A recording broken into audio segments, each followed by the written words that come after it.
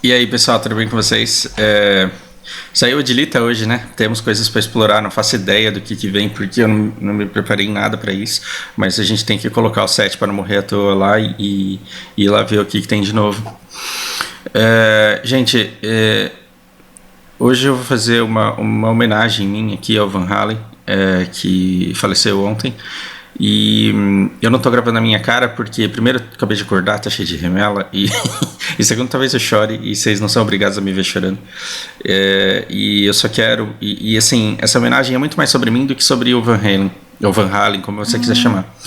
É muito mais sobre mim do que a forma como me afetou, a forma como transformou a minha vida, do que sobre a importância que esse músico teve em si para o mundo inteiro. A importância que ele teve para o mundo inteiro, você pode procurar especialistas aí falando sobre a contribuição dele na música e no rock de hoje, assim, a maneira como ele introduziu o sintetizador em bandas, a maneira como ele compôs estilos e influenciou bandas que vieram depois. Não vou ficar falando sobre isso daqui, porque tem gente muito mais qualificada do que eu para falar sobre isso. Eu quero dizer o quanto essa banda e esse cara, porque basicamente uma das primeiras coisas que ele me ensinou é que você pode sim ter uma banda que sobrevive com vários vocalistas. E ele era o guitarrista e ele era o coração da banda, e eles trocaram de vocalista várias vezes. Inclusive as pessoas elas flutuam aí. Tem gente que gosta só do primeiro vocalista, tem gente que gosta só do terceiro, tem gente que deixou de gostar, tem gente que passou a gostar por conta do vocalista, mas é inegável o quanto as pessoas reconhecem o valor dele como guitarrista e compositor. O Van Halen também me ensinou que um bom músico ele pode tocar diferentes instrumentos de maneira maestral. Então ele compôs Jump e ele tocou Jump no teclado, e essa foi uma música que marcou toda uma geração, fez parte de um monte de filmes, enfim. Mas o Van Halen ele foi especificamente foda porque eu sou de uma época em que a internet praticamente não existia. Sim, eu sou velhinho. E eu era um jovem gafanhoto de 15 anos quando essa música foi lançada. Sim, eu tinha 15 anos quando essa música foi lançada. E eu quero que vocês entendam o contexto dessa época. Na época eu estava tentando aprender inglês, e o mundo ele não é como é hoje. Hoje você tem Shazam, hoje você tem Spotify ou qualquer outro player com a letra da música, e enquanto o cara canta ele vai marcando em que parte da letra você está. Hoje você tem sites como Vagalume que você escuta a música lá e você tem o original em inglês, a tradução, e ele também te posiciona tanto na letra original quanto na tradução. Esse tipo de coisa não existia antes. Não existia Google para te dar a pronúncia da palavra, não tinha o Google para te dar o significado da palavra. As pessoas tinham dicionários pequenos e grandes, e às vezes eu procurava uma palavra num dicionário grande e eu não encontrava, porque simplesmente não tinha. Outra coisa, não tinha YouTube, então assim, o acesso à mídia era extremamente restrito. Esse álbum aqui, eu tive esse álbum físico e era caro. Assim, eu lembro dos meus primeiros salários, um CD custava pelo menos 10% do salário que eu ganhava. É como um jogo hoje, né? Não é um negócio banal que você pode sair comprando aos montes. E aí tinha aquele negócio de você emprestar e não devolverem, pela mera raridade da coisa. Então você reconhecia um playboy quando ele chegava numa festa trazendo uma mala enorme, e aí você podia escolher qualquer coisa que você quisesse tocar. É uma outra época, uma outra geração. E nessa época em que a nossa variedade de opções para música era escassa, e o conteúdo também de inglês era muito escasso, era muito difícil você ter a transcrição da letra, porque não era todo o álbum que vinha com as letras todas escritas, e quando vinha, era muito difícil você ter uma tradução, e você não tinha onde validar a tradução. Se uma pessoa dizia para você que a tradução era aquela e você não sabia inglês, lascou. Você não tinha como recorrer para ver se aquilo era aquilo mesmo. E assim, com 15 anos, essa música que eu vou compartilhar aqui com vocês, ela me ensinou advérbios. Ela me ensinou o que é advérbios. E isso fez parte do meu aprendizado. e me ensinou muito sobre o amor também. Com 15 anos eu gostava muito de entender o que as pessoas sentiam e o que as pessoas pensavam sobre o amor, porque para mim era muito claro que não é a mesma coisa para todo mundo. Então, escutar... Quem que eu escutava na época? Renato Russo, Cazuza, falando sobre amor, e depois escutar outras bandas e começar a entender o que as pessoas diziam a respeito disso, para mim era extremamente interessante e eu ficava tentando aplicar isso nos casais que eu conhecia, nas coisas que eu observava. Eu não sei, eu acho que se eu deixar tocando essa música aqui, o começo dela é simplesmente lindo, mas eu não vou... O que me... Nessa época eu comecei a formar opinião também, que quando você ia atrás de músicas românticas, não era a banda que tocava músicas românticas que fazia as melhores músicas. Era sempre aquela banda hard rock que o dia que resolvia fazer uma música lenta, arrebentava e fazia um trabalho melhor do que qualquer outro. Mas isso é preconceito meu, isso é uma conclusão minha. Eu vou me desconcentrar se eu ler isso daqui com o cara cantando em outro pedaço. Eu peguei essa música que é tipo um karaokê, eu achei ela zoada, que seria só instrumental, porque a graça tá na guitarra e não tem guitarra nesse instrumental.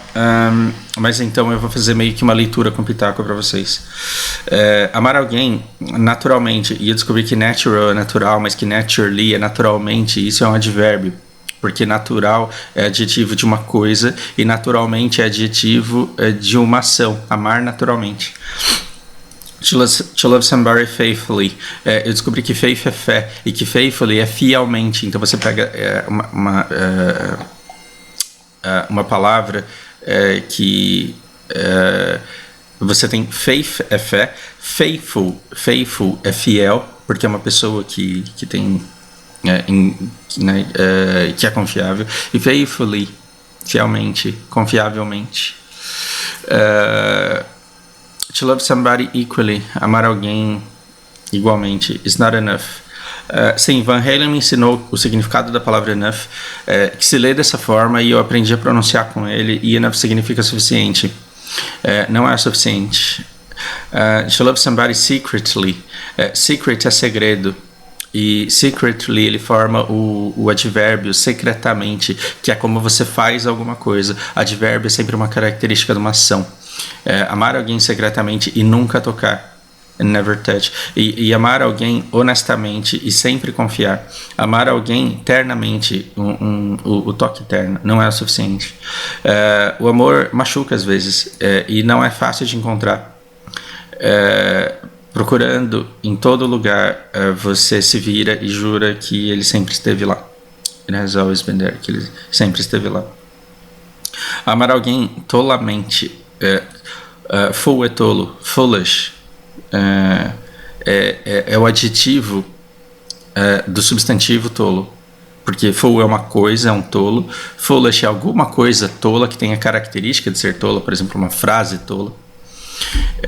E foolishly é tolamente, é a maneira como você faz aquela ação, é a maneira como, né, tem gente que fala tolamente, e amar alguém tolamente, tolo é o máximo do burro, é o máximo do estúpido. A gente não usa tanto essa palavra, mas ela é extremamente forte aí na grade de burrice. Can happen once, pode acontecer uma vez, e amar alguém desesperadamente dói muito, machuca muito. Amar alguém equally vem de não é igualmente, mas equilitariamente. Eu não consigo te dar uma tradução perfeita para isso, mas igualmente serve. Não é suficiente. Amor leva um certo tempo. Não é fácil de encontrar, e aí aqui ele repete que procurando em todo lugar, de repente você se depara com ele e fala, nossa, ela sempre esteve lá, standing there. Stand, aqui também eu descobri um verbo interessante. Eu percebi com 15 anos que os americanos não falam estou sentado, estou deitado, eles falam estou sentando, estou deitando, I'm sitting, I'm lying, e na hora que eles vão ficar de pé, eles têm um verbo, eles executam um verbo para o ficar de pé, não é um verbo de estado. Então standing é estar de pé. Standing there, então ela sempre esteve lá, ali de pé, esperando você notar, esperando você descobrir, esperando você perceber. E essa parte da música, ela é simplesmente mágica. Pode não ser para você, mas foi muito para mim. Porque isso para mim era uma coisa completamente inovadora, era uma forma de amar completamente diferente para mim. Porque na cabeça do meu imaginário de 15 anos, amor seria uma coisa recíproca e seria imediata. Eu só consigo contar isso para vocês porque eu escutei essa música algumas vezes e porque eu lembrei muito de como eu era e de como eu pensava. A música ela tem esse poder de nos transportar no tempo e de fazer a gente resgatar lembranças. Se esse amor não vier facilmente, se esse amor não aparecer para você facilmente, se tem uma coisa em que você tem que acreditar, é que você sempre poderá confiar em mim, porque o meu coração ele sempre será teu, honestamente. E a primeira vez que eu li isso daqui, eu falei, que cara idiota, ele tá literalmente dizendo, vive aí sua vida, aí se tudo der errado, você pode voltar aqui porque eu tô à sua disposição. E isso pra mim, na minha cabeça de um jovem de 15 anos, era ser extremamente fraco, extremamente submisso, extremamente... E esse tipo de comportamento era extremamente humilhante. Até que eu percebi que não. Do que adianta você ter um amor, ter um sentimento forte, a outra pessoa não saber, nunca perceber, e por nunca ter percebido, nunca contar com você. E às vezes, quando você comunica, a pessoa está em outra vibe, ela está apaixonada por outra pessoa. Mas quando você reforça que aquele amor ele é de verdade e que ele sempre estará lá, a pessoa ao longo do tempo vai decidindo o que ela quer fazer com isso. E se em determinado momento ela pesar todas as coisas e decidir que ela quer usufruir desse amor, por que não? O que há de humilhante em comunicar um sentimento que é verdadeiro? Mas isso eu só fui entender depois, e quando eu fui percebendo que você simplesmente não escolhe de quem você quer gostar. Então eu precisei sofrer por outras pessoas. Aliás, outras pessoas precisaram sofrer por mim para que eu entendesse que não era a crueldade do outro quando eu sofria por outras pessoas. Porque a gente simplesmente não consegue escolher corresponder, né, quando simplesmente não há nada ali. Mas aí eu tô divagando demais, fugindo muito da música. O amor machuca muitas vezes, não é fácil de encontrar, e procurando em todo lugar você se vira e de repente percebe que estava ali. Talvez tenha sido uma coisa que aconteceu com ele e que, por que não, talvez não pudesse acontecer com ela. Perceba que essa música, várias vezes, quando eu tive que explicar advérbios, eu utilizei, muitos dos meus alunos gostaram e passaram a entender porque eles associaram o advérbio à forma de se amar. E aí, da mesma maneira que você pode amar naturalmente, você pode andar tranquilamente e você pode trabalhar freneticamente, e todos esses nossos mentes que a gente não usa em português porque a gente tem preguiça, eles serão representados por esse li depois do adjetivo. E como é mais fácil falar li do que mente, né? Então, por exemplo, se você fala quick and quickly, rápido e rapidamente, é mais fácil do que você falar rápido e rapidamente, porque são duas sílabas a mais. Então a gente diz aqui no Brasil fala rápido. Fala rápido, e engraçado que rápido é um adjetivo e não um advérbio.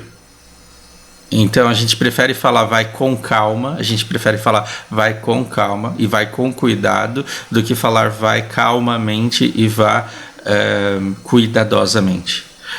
Então esse com, esse de, uma série de recursos que a gente usa para escapar dos advérbios, em inglês eles vão acontecer.